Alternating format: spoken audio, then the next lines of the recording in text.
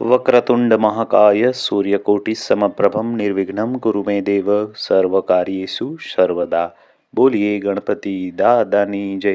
મિત્રો, આજે વાત કરીએ વિનાયક ગણેશ ચતુર્થી 2026ની. આ વિડીયોમાં આપણે જાણીશું પૂજા વિધિ, શુભ મુહૂર્ત, મંત્ર અને કેવી રીતે ગણપતિજીની પૂજા કરવી તેની વાત. તો વિડીયોમાં અંત સુધી જોડાયેલા રહેવા વિનંતી. મિત્રો, આજે 22 જાન્યુઆરી ગુરુવાર અને 2026ના દિવસે પહેલી વિનાયક ચતુર્થી છે. આ દિવસે ભગવાન ગણેશનું પૂજન વિશેષ ફળદાયી માનવામાં આવે છે. વિનાયક ચતુર્થી દર મહિનાના શુક્લ પક્ષની ચતુર્થીની તિથિના દિવસે આવે છે. મિત્રો, 2026માં આ પ્રથમ વખત ગણેશ ચતુર્થી વિનાયક ચતુર્થી છે.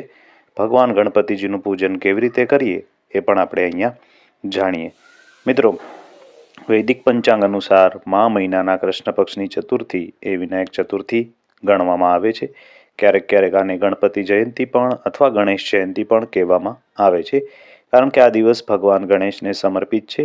તેથી વિશેષ રૂપે વિઘ્નહર્તા ગણેશની તમામ પૂજા આજના દિવસે થાય છે, જેનાથી તમામ પ્રકારની બાધા દૂર થાય છે અને બાધા દૂર કરવાવાળા દેવતાના સ્વરૂપમાં તેની પૂજા થાય છે.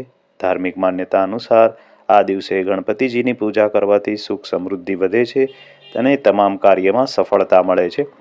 મિત્રો, પૂજન મુહૂર્ત વિશે જાણીએ તો વિનાયક ચતુર્થીની તિથિ 22 જાન્યુઆરી 2026ના રાત્રે 2:47થી શરૂ થઈ 23 જાન્યુઆરી 2026ના રાત્રે 2:28 પૂર્ણ થાય છે. વિશેષ રૂપે શુભ સમય પૂજા કરવાનું આપણે જોઈએ તો બ્રહ્મ મુહૂર્ત સવારે 5:27થી 6:20 સુધી છે. આ પૂજા માટે શ્રેષ્ઠ માનવામાં આવે છે. બપોરે 12:11થી 12:54 સુધી એ અભિજીત મુહૂર્ત પણ છે અને 2:19થી 3:02 વાગ્યા સુધી બપોરે વિજય મુહૂર્ત પણ છે.